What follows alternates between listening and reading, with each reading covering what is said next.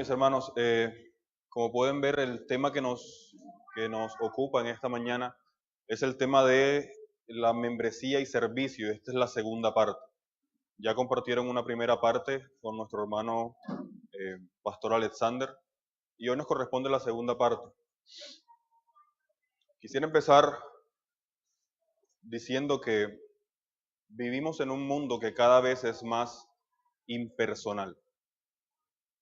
Tenemos muchos avances en tecnología, tenemos muchos avances en la comunicación. Sin embargo, a pesar de que podemos comunicarnos con cualquier persona del mundo en este mismo instante, mucha gente en el mundo se sigue sintiendo sola. Mucha gente en el mundo se sigue sintiendo vacía. Es como si el estar más conectados nos desconectara. Existe también un continuo marketing de la competencia.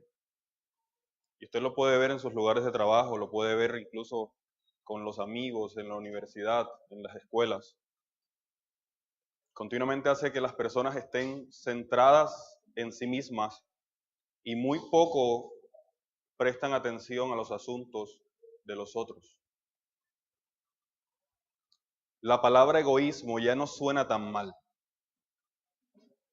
En el mundo en el que vivimos, incluso se pueden escuchar frases como: a veces hay que ser egoísta y pensar en uno mismo para obtener lo que quieres.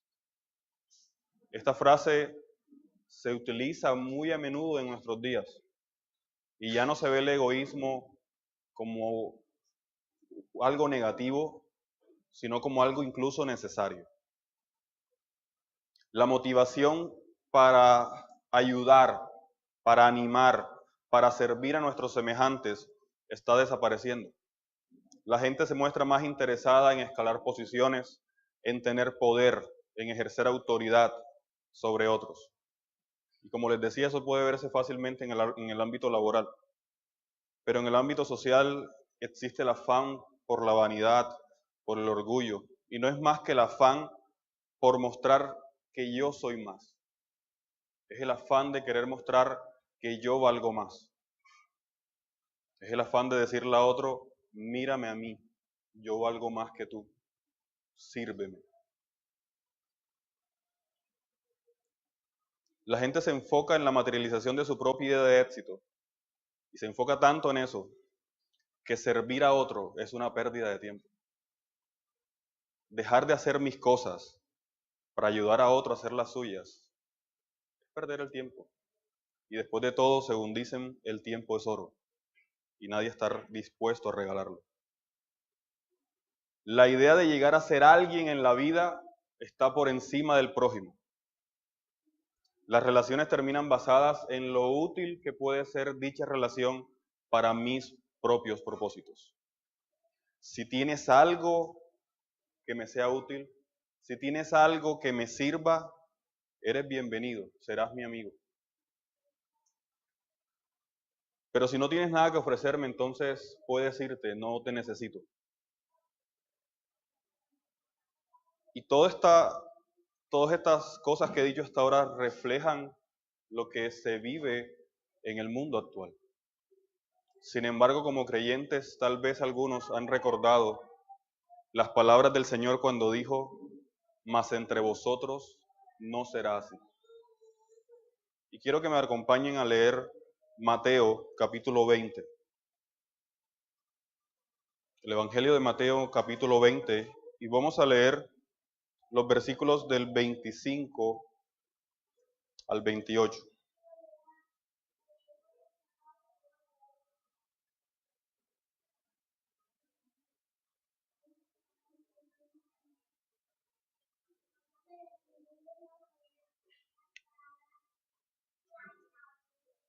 Dice el texto: entonces Jesús, llamándolos, dijo: sabéis que los gobernantes de las naciones se enseñorean de ellas, y los que son grandes ejercen sobre ellas potestad, mas entre vosotros no será así. Sino que el que quiera hacerse grande entre vosotros será vuestro servidor.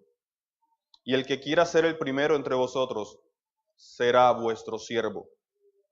como el Hijo del Hombre no vino para ser servido, sino para servir y para dar su vida en rescate por muchos. Este pasaje tiene un paralelo en Lucas 22, del 24 al 27, y quisiera que me acompañaran por un momento a leerlo. Lucas 22, versículos del 24 al 27.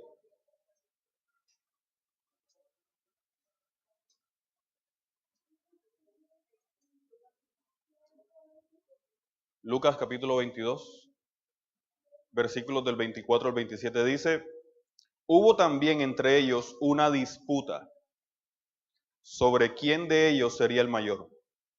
Pero él les dijo: los reyes de las naciones se enseñorean de ellas, y los que sobre ellas tienen autoridad son llamados bienhechores. Mas no así vosotros, sino sea el mayor entre vosotros como el más joven, y el que dirige como el que sirve. Porque ¿cuál es mayor? ¿El que se sienta a la mesa o el que sirve? No es el que se sienta a la mesa, mas yo estoy entre vosotros como el que sirve. Los dos pasajes relatan el mismo evento, pero ambos pasajes se complementan en los detalles que aportan. De Mateo 20 vemos que la madre de Santiago y de Juan, o de Jacobo y de Juan, se acerca al Señor junto con sus hijos a hacer una petición bastante particular. Tal vez muchos conocen la historia. La madre de los hijos de Zebedeo con sus hijos, postrándose ante él, le dijo: ordena que en tu reino se sienten estos dos hijos míos, el uno a tu derecha y el otro a tu izquierda.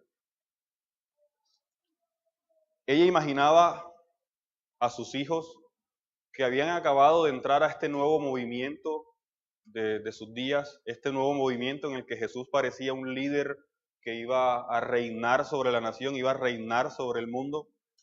Y ellos veían a sus hijos, ella veía a sus hijos como dos posibles candidatos a ocupar cargos de excelencia en dicho reino. De hecho, le pide que sus hijos se sienten el uno a su derecha y el otro a su izquierda. Ella no pidió el trono para sus hijos, ella dijo: yo sé que el trono te pertenece a ti, pero ordena que mis hijos sean los que se sienten uno a tu derecha y otro a tu izquierda. Es una madre queriendo lo mejor para sus hijos. Cargos de gran eminencia. Note que en Mateo se dice que cuando los 10 oyeron esto, eso está en el versículo 24, cuando los 10 oyeron esto, se enojaron contra los dos hermanos. Y noten que el enojo de los 10 no era por la falta de humildad de los otros dos. El texto no dice que ellos hablaron acerca de lo poco bondadosos y caritativos que habían sido al pedir semejante cosa. No. Lucas nos dice que hubo una gran disputa entre ellos por quién sería el mayor. El enojo de ellos se produjo porque se les adelantaron.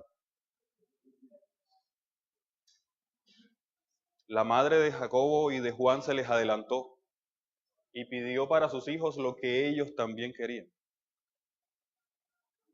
Así que su enojo no tuvo motivos humildes, no tuvo motivos, podríamos llamar, santos. Su enojo tuvo motivos egoístas.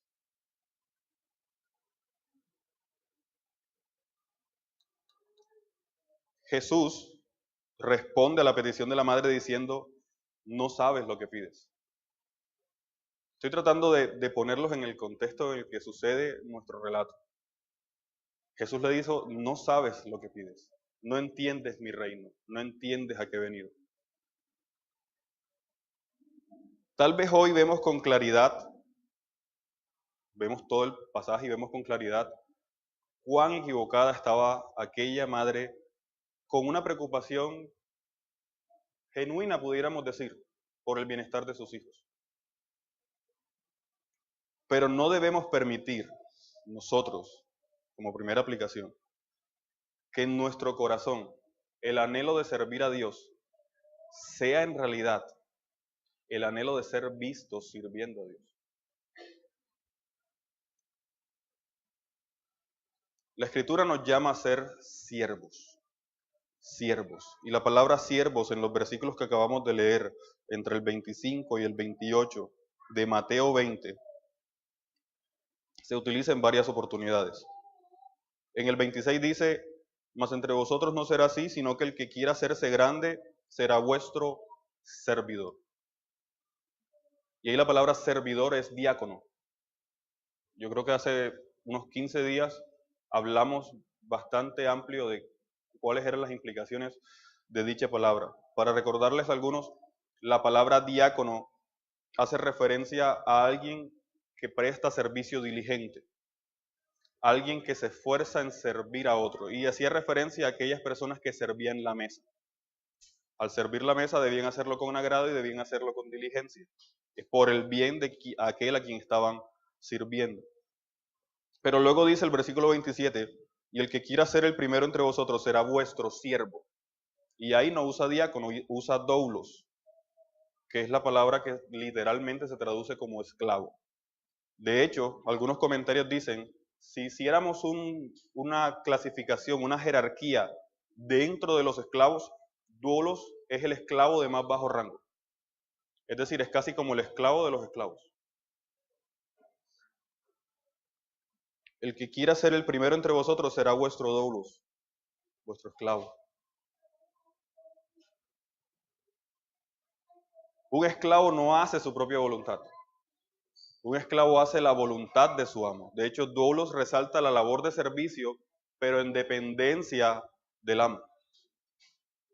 En nuestro caso, doulos retrata nuestro servicio en relación a aquel que nos mandó a servir. De hecho, no por nada en el versículo 28 aparece una breve y sustancial palabra. ¿Cómo? El que quiera ser el primero entre vosotros será vuestro siervo. ¿Cómo? ¿Sí se dan cuenta? ¿Cómo? ¿Como quién? Como el Hijo del Hombre. Y Jesús se pone como ejemplo. Él no usó un tercero para poner el ejemplo. Él no señaló a alguien más. Él no usó una parábola ni siquiera para ilustrar el punto. Él se ilustró a sí mismo. Como el Hijo del Hombre no vino para ser servido, sino para servir. Hemos sido llamados a ser siervos, hermanos. Y es el primer punto que quiero que tengamos claros en esta mañana. Esto del servicio no es un llamado para unos cuantos, para una élite especial de la iglesia. El Señor se pone como comparación. Él dice, el que quiera de vosotros ser el mayor, sea vuestro siervo, como yo soy su siervo. De hecho, en Lucas hay otro contraste aún mayor. Lucas dice, el Señor les pregunta, ¿quién es mayor? ¿El que se sienta a la mesa o el que sirve? Pues claro, el mayor en esa situación es el que se sienta a la mesa. Y él dice, yo no vine a sentarme a la mesa, yo vine a servir. Somos llamados a ser siervos, no a ser celebridades. Y hoy en día existen, pudiéramos llamar, celebridades cristianas. Hay personajes que por la gracia de Dios han llegado a tener cierto renombre y nos hemos bendecido mucho de sus ministerios, y estoy hablando de en este caso, celebridades en el buen sentido de la palabra. Hay muchos hombres que sirviendo a Dios han sido de bendición para mucha de la iglesia del Señor, pero que a veces secretamente en nuestros corazones anhelamos su celebridad, su éxito, su fama, pero no anhelamos su sacrificio. Vemos hombres famosos como John Piper, John MacArthur,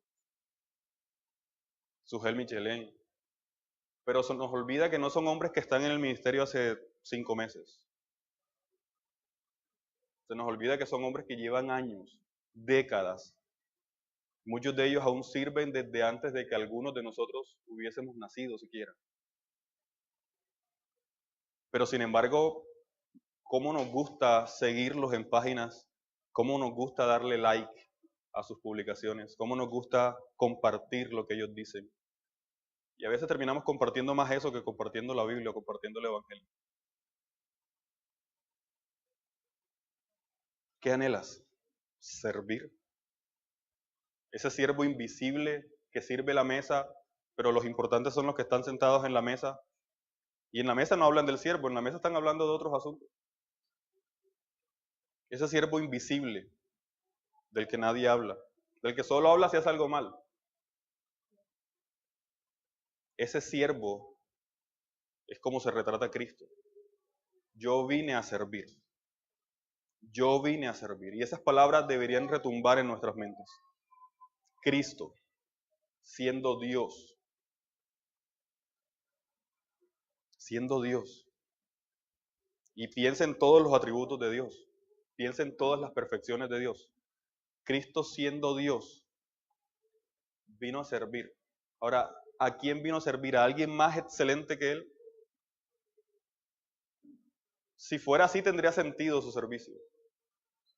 Claro, vino a servir a alguien que fuera más excelente que Él, pero no. Ni siquiera estamos al nivel de poder compararnos con Él. Ni siquiera pudiéramos establecer una escala. Si hubiese una escala, nosotros nos pareceríamos en ella para compararnos con Cristo. Y Cristo vino a servir. Que anhela servir, quiere servir. Realmente no es una opción, no es un quiero o no quiero. Cristo vino a servir, nosotros debemos servir. ¿Hasta aquí alguna pregunta?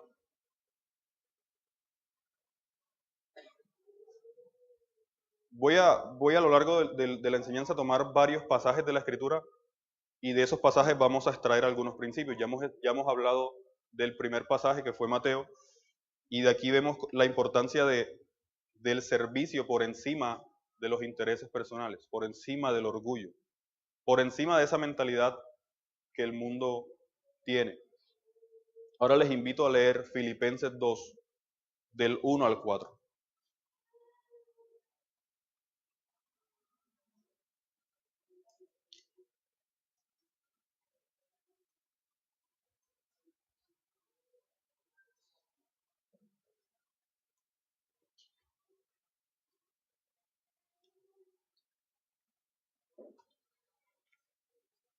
También es un texto bastante conocido, dice: por tanto, si hay alguna consolación en Cristo, si algún consuelo de amor, si alguna comunión del Espíritu, si algún afecto entrañable, si alguna misericordia, completad mi gozo, sintiendo lo mismo, teniendo el mismo amor, unánimes, sintiendo una misma cosa.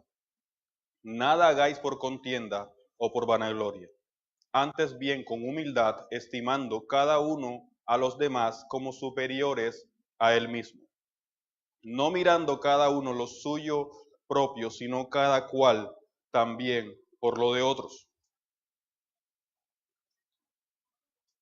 Y noten que Pablo está en la primera parte de estos versos apelando a la experiencia del creyente en su unión con Cristo. Él dice, si hay alguna consolación en Cristo, si hay algún consuelo de amor, si hay alguna comunión del Espíritu, si hay alguna de estas cosas, entonces nada hagáis por contienda o por vanagloria. Antes bien, con humildad, estímense cada uno a los demás como superiores al mismo. Estime cada uno a los demás como superiores a él mismo. Él está diciéndonos que si de verdad estás unido a Cristo, si de verdad eres un creyente, entonces lo segundo que él propone en el versículo 3 no debería ser extraño. Si de manera consistente confesamos que somos creyentes, entonces lo que sigue del versículo 3 en adelante no debería ser extraño. Por la exhortación de Pablo parece ser que había ciertos disturbios en la iglesia de los filipenses. Dice que al parecer, por los comentarios de Pablo, parece ser que algunos miembros eran demasiado duros con otros, que no se soportaban. Quizás había entre ellos quienes exageraban los defectos de los demás o que minimizaban sus virtudes o dones. Estas parecen ser algunas de las situaciones acerca de las cuales escribe el apóstol. Y es lamentable cuando en una iglesia se vive tal situación. Cuando en vez del amor, en vez de la comunión, en vez de la unidad, en vez del servicio, lo que se ven son disputas, lo que se ven son discordias. William Hendrickson parafrasea los versículos 1 y 2 que acabamos de leer de Filipenses 2 de la siguiente manera. Dice: si pues recibís algún socorro o ánimo o consuelo de vuestra unión vital con Cristo, y si su amor hacia vosotros os sirve de estímulo para orar, si además os gozáis en la maravillosa comunión del Espíritu, y si tenéis alguna experiencia de la misericordia y compasión de Cristo, probad pues, por tanto, vuestra gratitud por todas estas cosas, amando a vuestros hermanos y hermanas de vuestro hogar espiritual. Es una manera de parafrasear el texto resaltando su significado.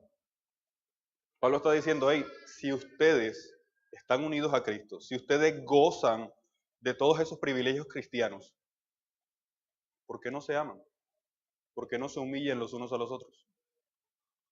Y estoy hablando de humillarse en el sentido de servir. Algunas personas ven en este texto una complejidad y creen que en este texto se pide a los creyentes que continuamente tengan un complejo de inferioridad ante los otros. Claro, el texto dice, estimando cada uno a los demás como superiores al mismo. Pero este texto no es una defensa del complejo de inferioridad.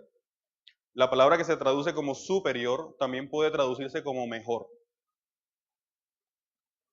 Pablo está diciendo que no somos autosuficientes.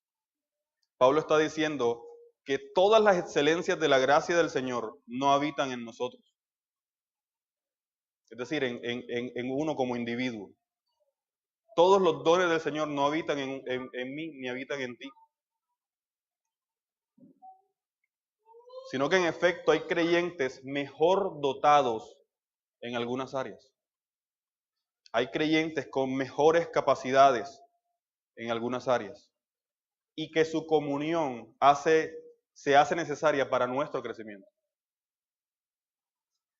Pablo de alguna manera está diciéndoles, ve lo mejor de tus hermanos. Ve aquello en lo que te aventajan. Maravíllate de la obra de Dios que hace en tu hermano. Ámale, considérale y sírvele. En el servicio hay mutua edificación y eso favorece la unidad. En la Escritura vemos muchos ejemplos y vemos muchas comparaciones en las que la iglesia se le ve como un cuerpo. Y en un cuerpo todo está bien coordinado, todo está unido. No todos hacen lo mismo, pero esa diversidad de funciones hace funcionar al cuerpo completo. ¿Sí me hago entender? No se necesita que todos tengamos los mismos dones para que nos podamos entender. Al contrario, lo que va a favorecer nuestra unidad es que todos seamos distintos. Y Dios a cada uno nos ha dado dones. Dios a cada uno nos ha dado capacidades que debemos, no como una opción, debemos poner al servicio de la iglesia. Tal expresión de considerar a los otros como superiores es tal vez la conclusión lógica de un humilde y verdadero hijo de Dios que ha llegado a conocerse a sí mismo. Pablo en muchas ocasiones habló de sí mismo como el más pequeño de los apóstoles. También habló de sí mismo llamándose menos que el más pequeño de todos los santos en Efesios. Y también se llamó a sí mismo en Timoteo como el primero de los pecadores. En muchos sentidos, no tenemos cómo considerarnos mejor a otro creyente. A pesar de que veamos sus faltas, a pesar de que veamos en otro una falta de carácter, a pesar de todo eso, eso no nos da licencia de considerarnos mejor. De hecho, el solo hecho de considerarte mejor se constituye en un pecado, es orgullo. Así que la Escritura nos está llamando a considerarnos los unos a otros, considerar la obra que Cristo ha hecho en cada uno de nosotros y servirnos por amor, porque al servirnos, al poner en servicio nuestros dones, nos vamos a edificar. Y ese es el segundo llamado del servicio. El servicio promueve la unidad. Servirnos unos a otros promueve la unidad. Mi hermano, ¿quieres ver una iglesia más unida? Sirve. No te quejes, sirve. ¿Quieres que haya más unidad entre los hermanos? Pues no hable más de tu hermano. Sírvele. Ora por él. ¿Quieres una iglesia bendecida por el ejercicio de los dones que Dios ha dado a su iglesia de todos los creyentes? Pues hermanos, sirve y anima a tus hermanos a servir. Yo les animo en esta mañana a servir. Tenemos un problema y es que ya hemos asociado la palabra servir a estar aquí al frente. Y por eso empecé hablando de que servicio no es ser una celebridad. Ser un servidor no es ser una celebridad. Dios en su misericordia ha dispuesto diversas dones, diversas funciones en la iglesia. Y no todas necesariamente deben hacerse desde acá. De hecho, hay muchas cosas que hacemos como servicio a los santos que ni siquiera se hacen en la iglesia. Mi hermano, ¿cuándo fue la última vez que visitaste a un hermano enfermo? ¿O la última vez que visitaste a alguien en necesidad? ¿Cuándo fue la última vez que por lo menos lo llamaste por teléfono a preguntarle cómo estaba, a exhortarle, a animarlo? Muchos de nosotros somos culpables de descuidar el servicio. Y nos hemos conformado con pensar que servir en la iglesia es cumplir una asignación. Y no. Todos somos llamados a servir. Cristo es el primer ejemplo de servicio. Y Él nos pide a nosotros que sirvamos. Y además nos está diciendo, ustedes, a pesar de que fueron llamados de manera individual, han sido llamados a ser parte de un pueblo, de una comunidad. No existe el cristiano solitario. No existe. Si defendiéramos la posición del cristiano que se congrega consigo mismo, pues entonces deberíamos romper varias páginas de nuestra Biblia, que hablan acerca del considerarnos unos a otros, del amarnos unos a otros, del exhortarnos unos a otros, que hablan de que la palabra de Cristo abunde en vuestros corazones, exhortando unos a otros. Todo eso deberíamos entonces eliminarlo. Mi hermano, lo que Dios te ha permitido crecer, el crecimiento que Dios te ha permitido tener, las experiencias que Dios te ha permitido tener y que te han llevado a considerar aún más tu relación con Dios, a conocer mejor a Dios, también pueden ser útiles para tus otros hermanos. Si les amas, sírveles. Vamos a pasar a un tercer punto y vamos a seguir leyendo ahí en Filipenses. Inicialmente leímos los versículos del 1 al 4, pero ahora les quiero invitar a leer los versículos del 5 al 8. En los versículos del 5 al 8 nos dicen, haya pues en vosotros este sentir que hubo también en Cristo Jesús, el cual siendo en forma de Dios no estimó el ser igual a Dios como cosa que aferrarse, sino que se despojó a sí mismo tomando forma de siervo, hecho semejante a los hombres, y estando en la condición de hombre se humilló a sí mismo, haciéndose obediente hasta la muerte y muerte de cruz. Bien, quiero hacer el énfasis en el versículo 5. Haya pues en vosotros este sentir que hubo también en Cristo. La palabra sentir es la palabra griega phroneo. Phroneo. Dice que es un derivado de fren, que significa mente. Phroneo significa pensar, considerar, estar mentalizado de una cierta manera. Pensar de, estar atento a, implica interés o reflexión moral, no una mera opinión. Estoy leyendo literalmente la traducción, el significado sacado de un diccionario. La palabra phroneo significa pensar, considerar o estar mentalizado de una manera. Así que el versículo bien pudiéramos traducirlo o parafrasearlo para nosotros diciendo, haya pues en vosotros la misma mentalidad o la misma manera de pensar o la misma mente que hubo también en Cristo. haya en vosotros las mismas consideraciones que hubo en Cristo. ¿Y qué fue lo que consideró Cristo? Versículos 6 al 8. Siendo en forma de Dios, no estimó el ser igual a Dios como cosa que aferrarse, sino que se despojó a sí mismo, tomando forma de siervo, hecho semejante a los hombres, y estando en condición de hombre, se humilló. Se humilló. Cristo, siendo Dios santo, se humilló para venir a servir a pecadores desagradecidos. Según el verso 5 que acabamos de leer, en nosotros debe haber la misma disposición mental. En nosotros debe haber el mismo pensamiento. Despojarnos de nosotros mismos. Ya Cristo había hablado de eso en los evangelios cuando mencionó: niégate a ti mismo. Niégate a ti mismo. La disposición mental de este mundo es egoísta, vanagloriosa y orgullosa. El cristiano debe estar dispuesto a servir a Dios, sirviendo a sus hermanos. Siervo es en gran medida una definición completa de lo que es ser cristiano. Mi hermano, si usted se llama cristiano y no sirve, hay quienes han completado la oración con una rima bastante ofensiva. Entonces no sirves como cristiano. Mi hermano, suena duro. Pero como creyentes hemos sido llamados a servir. Quiero leerles un poema que escribió Ruth Harms Calkin. El poema tiene por título Me pregunto. Son 2 estrofas solamente. Dice: tú sabes, Señor, cómo te sirvo con gran fervor emocional cuando estoy en público.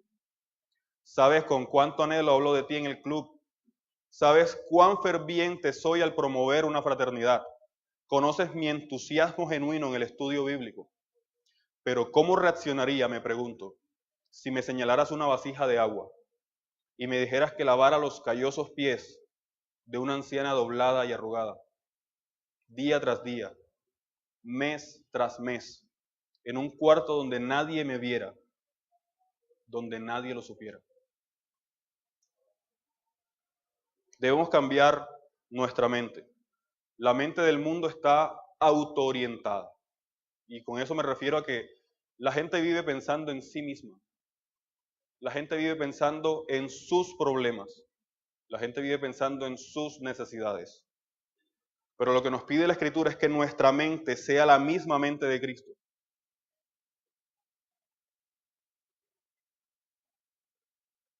Debemos tener una mente orientada hacia los demás. Es difícil cultivar un corazón de siervo cuando se está tratando de sobrevivir en una sociedad caótica dominada por las búsquedas egoístas. Y sí, eso es cierto. El mundo en el que vivimos no es la norma para el creyente. Mi hermano, no debes conformar tu mente a lo que dice el mundo, a los consejos del mundo. El mundo te va a decir: lucha por tus sueños, ve adelante, vence los obstáculos, pasa por encima del que tenga que ser necesario para lograr tus sueños. Sé egoísta. Pero eso no es lo que dice Cristo. En último lugar, quiero señalarles algo de lo que vine a ser consciente hace muy poco. ¿Han visto la cantidad de veces que en la Biblia la palabra gozo aparece seguida o en el contexto de una expresión de comunión? Quiero leerles varios versículos. Traje 15, pero creo que el tiempo no me va a dar para leer los 15. Hechos 15:3 dice: ellos pues, habiendo sido encaminados por la iglesia, pasaron por Fenicia y Samaria, contando la conversión de los gentiles, y causaban gran gozo a todos los hermanos. Hechos 21:17: cuando llegáramos a Jerusalén, los hermanos nos recibieron con gozo. Romanos 15:32: para que con gozo llegue a vosotros por la voluntad de Dios y que sea recreado juntamente con vosotros. Romanos 16:19: porque vuestra obediencia ha venido a ser notoria a todos, así que me gozo de vosotros, pero quiero que seáis sabios para el bien e ingenuos para el mal. Segunda de Corintios 7:9: ahora me gozo, no porque hayáis sido contristados, sino porque fuisteis contristados para arrepentimiento, porque habéis sido contristados según Dios, para que ninguna pérdida padecieseis por nuestra parte. Y pudiera seguir con más versículos. En todos se asocia el gozo del creyente con la comunión.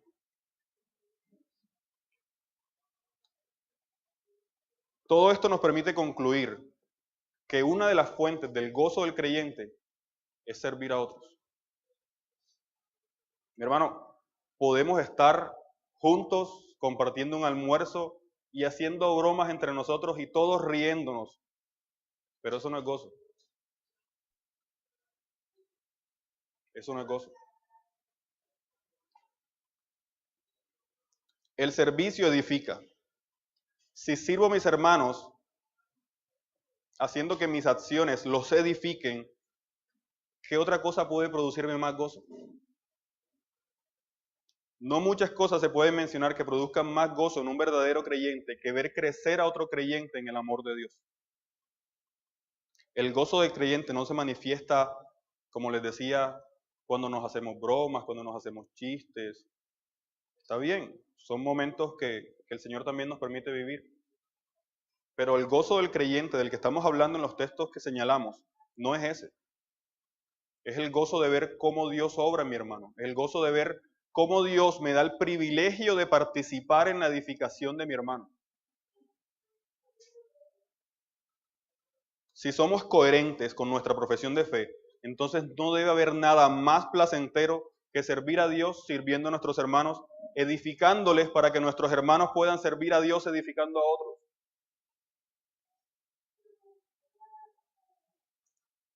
Y en esto tal vez habría que pensar un poco también en las diferentes labores que hay también en la congregación, en las misiones que tenemos.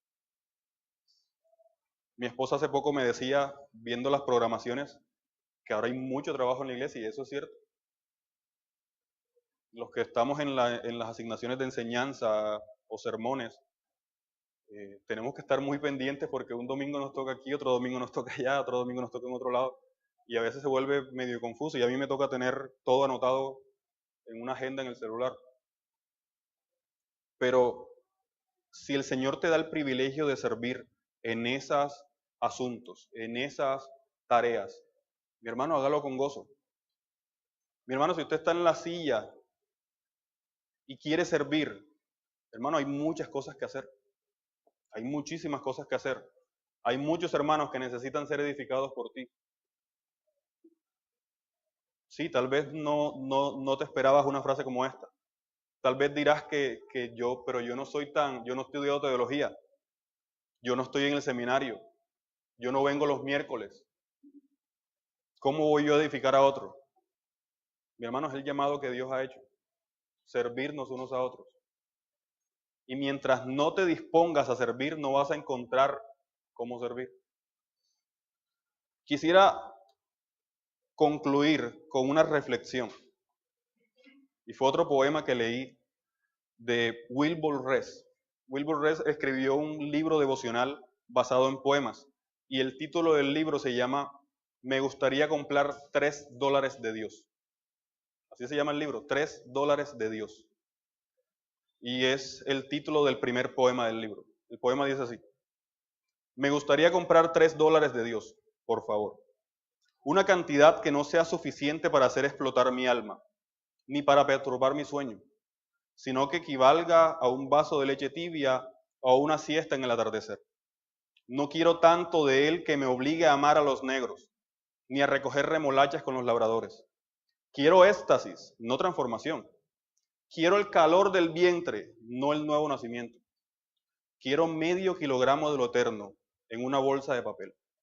Me gustaría comprar $3 de Dios, por favor. Suena horrible, pero eso resume la actitud de muchos cristianos hacia el servicio. Sí, quiero estar con Dios, claro que sí, pero solo lo suficiente como para calmar mi propia conciencia.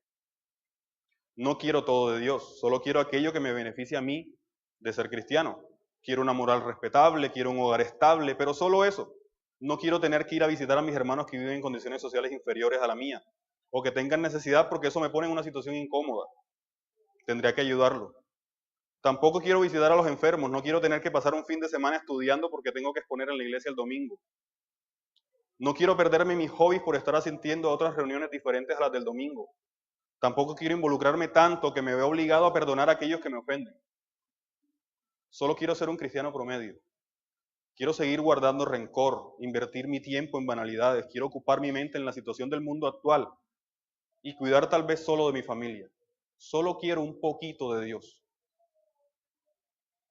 No quiero más.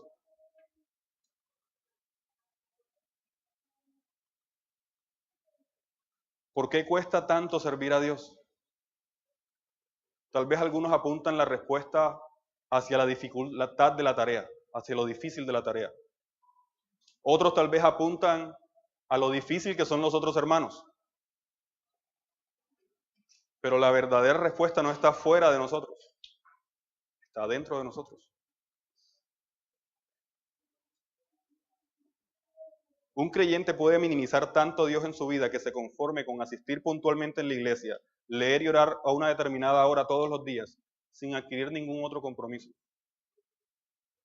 Mi hermano, ¿eres consciente de que servir es una necesidad del creyente? En esta mañana les animo a hacerlo. Y quisiera cerrar leyendo Hebreos 6:10. Hebreos 6, versículo 10.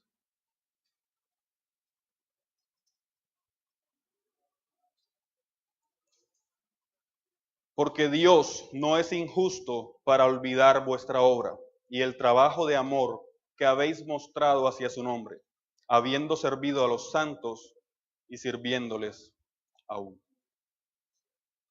¿Hay alguna pregunta?